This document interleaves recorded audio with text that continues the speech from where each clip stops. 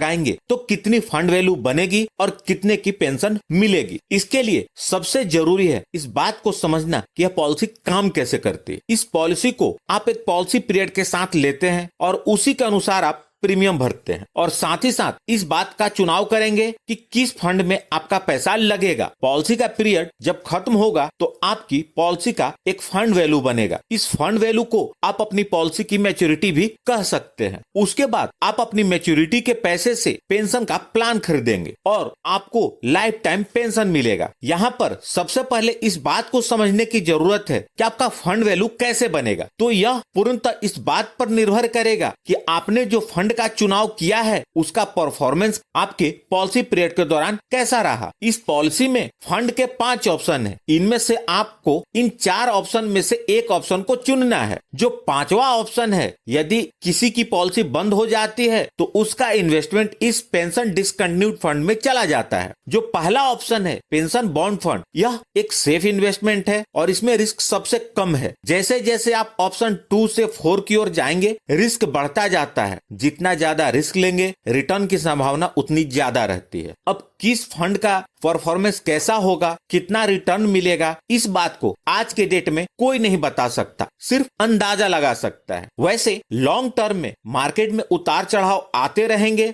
लेकिन एक फैक्ट है कि लॉन्ग टर्म में रेगुलर इन्वेस्टमेंट करते रहेंगे तो अच्छा रिटर्न मिल जाएगा। आप जो भी प्रीमियम भरेंगे उसे LIC के एक्सपर्ट आपके द्वारा चुने गए ऑप्शन के अनुसार मार्केट में इन्वेस्ट करेंगे और जो भी रिटर्न होगा वह उससे आपका फंड वैल्यू बनेगा। हालांकि आपको रिटर्न 4%, 6%, 8%, 12% या 15% भी मिल सकता है या इससे ज्यादा का भी मिल सकता है, लेकिन गाइडलाइन के अनुसार कोई भी इंश्योरेंस का रिप्रेजेंटेटिव या कोई भी इंश्योरेंस कंपनी आपको सिर्फ 4% और 8% के रिटर्न का एग्जाम्पल बता सकती है। वही LIC ने भी अपने प्रोडक्ट के ब्राउजर में किया है। तो आइए इसे हम एग्जाम्पल से अनुमानित फंड वैल्यू कितनी होगी देखते हैं। सबसे पहले बात करते हैं रेगुलर प्रीमियम वाले ऑप्शन की। मिस्टर रमेश, जिनकी उम्र 30 वर्ष है, न्यू पेंशन प्लस प्लान लेते हैं। पॉलिसी टर्म के रूप में इन्होंने 42 इयर्स का चुनाव किया है। वो हर साल 30,000 रुपए का प्रीमियम भरना चाहते हैं तो उनको 42 इयर्स तक 30,000 का प्रीमियम भरना होगा। यदि उन्हें 4% का रिटर्न मिला तो 42 वर्ष बाद उनका फंड वैल्यू यानी कि मैच्योरिटी 21,83,069 रुपए की होगी। यदि रिटर्न 8% मिला तो उनकी मैच्योरिटी 59,92,991 रुपए की होगी और इससे ज्यादा का रिटर्न मिला तो मैच्योरिटी इससे ज्यादा की हो सकती है। ये जो मैच्योरिटी का अमाउंट है वह LIC की तरफ से मिलने वाले ग्रांटेड एडिशन के साथ है। अब इस मैच्योरिटी के पैसे से मिस्टर रमेश को उस टाइम पर पेंशन का प्लान लेना होगा। अब बात आती है कि पेंशन कितना मिलेगा, तो यह इस बात पर निर्भर करेगा कि उस टाइम पर एन्युटी प्लान का रेट क्या चल रहा होगा। मिस्टर रमेश चाहे तो उस टाइम पर LIC से पेंशन का प्लान ले या चाहे तो किसी दूसरी कंपनी से भी पेंशन का प्लान ले सकते हैं, लेकिन उन्हें पेंशन का प्लान लेना होगा। तो आज से 42 वर्ष बाद पेंशन प्लान के रेट क्या होंगे इसे कोई भी आज के डेट में नहीं बता सकता। यदि आज के डेट में जो पेंशन प्लान के रेट चल रहे हैं उसे कंसीडर करें तो 21,83,069 रुपए के फंड वैल्यू पर सालाना 2,55,397 रुपए का पेंशन मिल सकता है और 59,92,991 रुपए की फंड वैल्यू पर 7,06,928 रुपए का सालाना पेंशन मिल सकता है। यदि पॉलिसी लेने के बाद मिस्टर रमेश के साथ कुछ अनहोनी हो जाती है और वो अपने परिवार के बीच नहीं रहते तो नॉमिनी को क्या बेनिफिट मिलेगा इसे देखते हैं। अगेन डेथ बेनिफिट भी फंड के परफॉर्मेंस पर निर्भर करेगी, क्योंकि डेथ बेनिफिट के रूप में डेथ के टाइम पर जो फंड वैल्यू होगी वही नॉमिनी को मिलेगा। तो इसे आप इस टेबल में देख सकते हैं। यदि पॉलिसी लेने के 15 साल बाद अनहोनी होती है तो उस टाइम तक मिस्टर रमेश ने 4,50,000 रुपए प्रीमियम के रूप में भरे होंगे। यदि रिटर्न 4% का रहा तो 5,25,610 रुपए का भुगतान नॉमिनी को होगा। यदि रिटर्न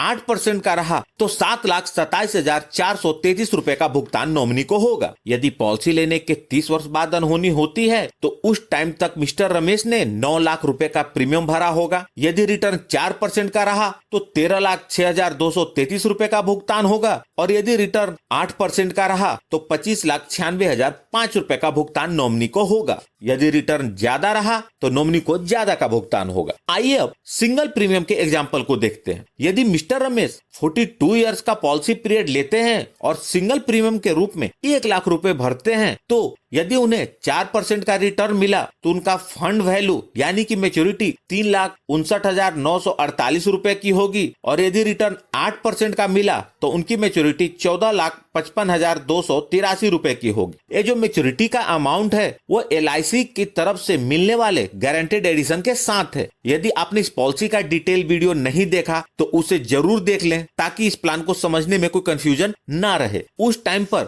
मिस्टर रमेश को पेंशन का प्लान लेना होगा। आज के डेट में जो पेंशन के प्लान के रेट चल रहे हैं उसे कंसीडर करें तो 3,59,948 रुपए के फंड पर सालाना 42,808 रुपए का पेंशन मिल सकता है और 14,55,283 रुपए के फंड वैल्यू पर 1,70,263 रुपए का सालाना पेंशन मिल सकता है। यदि पॉलिसी लेने के बाद मिस्टर रमेश के साथ कुछ अनहोनी हो जाती है और वो अपने परिवार के बीच नहीं रहते तो उस टाइम पर जो फंड वैल्यू होगी उसका भुगतान नॉमिनी को होगा। तो इसे आप इस टेबल में देख सकते हैं। यदि पॉलिसी लेने के 15 साल बाद अनहोनी होती है तो यदि 4% का रिटर्न है तो 1,46,615 रुपए का भुगतान होगा और यदि 8% का रिटर्न है तो 2,49,933 रुपए का भुगतान होगा। यदि पॉलिसी लेने के 30 साल के बाद अनहोनी होती है तो यदि रिटर्न 4% है तो 2,43,020 रुपए का भुगतान होगा और यदि 8% का रिटर्न है तो 6,70,385 रुपए का भुगतान होगा। अब 1 लाख से ऊपर का सिंगल प्रीमियम पे जो भुगतान होगा उसे आप कैलकुलेट कर सकते हैं। इस टेबल में आप हर एज के डेथ बेनिफिट का अंदाजा लगा सकते हैं। यदि रिटर्न ज्यादा हुआ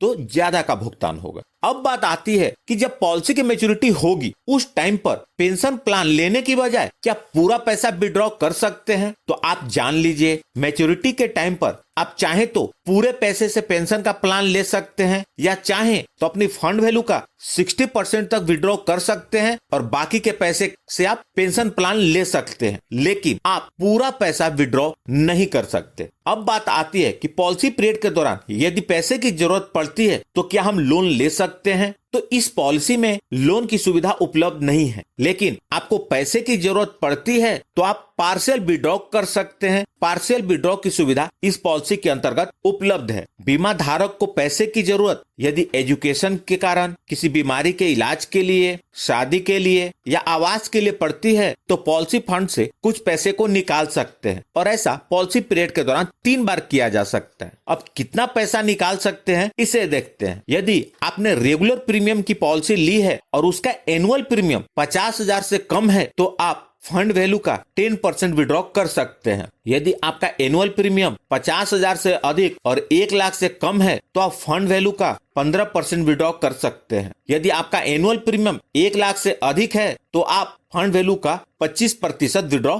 कर सकते हैं। यदि आपने सिंगल प्रीमियम की पॉलिसी ली है तो यदि आपका सिंगल प्रीमियम 2 लाख से कम है तो आप फंड वैल्यू का 10% विड्रॉ कर सकते हैं। यदि आपका सिंगल प्रीमियम 2 लाख से अधिक और 5 लाख से कम है तो आप फंड वैल्यू का 15% विड्रॉ कर सकते हैं। यदि आपका सिंगल प्रीमियम 5 लाख से अधिक है तो आप फंड वैल्यू का 25% विड्रॉ कर सकते हैं। अब बात आती है इस पॉलिसी में क्या आप टॉप अप कर सकते हैं यानी कि एक्स्ट्रा पैसा डाल सकते हैं? तो नहीं, आप ऐसा नहीं कर सकते। वहीं कुछ लोगों ने सवाल किया था कि क्या यह अटल पेंशन योजना, नेशनल पेंशन स्कीम या दूसरे पेंशन प्लान के जैसा है? तो बुनियादी तौर पर यह एक पेंशन प्लान है और सभी पेंशन प्लान बुनियादी तौर पे एक जैसे ही होते हैं। सभी में कुछ बेसिक स्ट्रक्चर और बेनिफिट के अंतर होते हैं। जैसे LIC के इस प्लान में अलग यह है कि इसमें LIC की तरफ से गारंटेड एडिशन मिलता है। उम्मीद करता हूं कि जानकारी काम की लगी होगी, तो प्लीज इस वीडियो को लाइक करके मुझे प्रोत्साहित जरूर करें। यदि आपके पास कोई सवाल है तो उसे कमेंट बॉक्स में लिखें, लेकिन सवाल को लिखने से पहले इस पॉलिसी की जो मैंने डिटेल वीडियो बनाई थी उसे जरूर देख लें। और सबसे महत्वपूर्ण, यदि आपने इस चैनल को अभी तक सब्सक्राइब नहीं किया है तो कर लें इंश्योरेंस प्रोफेशनल से इंश्योरेंस की जानकारी के लिए, और साथ में बेल आइकन पर भी क्लिक कर दें ताकि जब भी मैं न्यू वीडियो अपलोड करूं वह तुरंत आप तक पहुंच जाए। और अंत में अपना कीमती समय निकालकर इस वीडियो को देखने के लिए आपका बहुत बहुत धन्यवाद।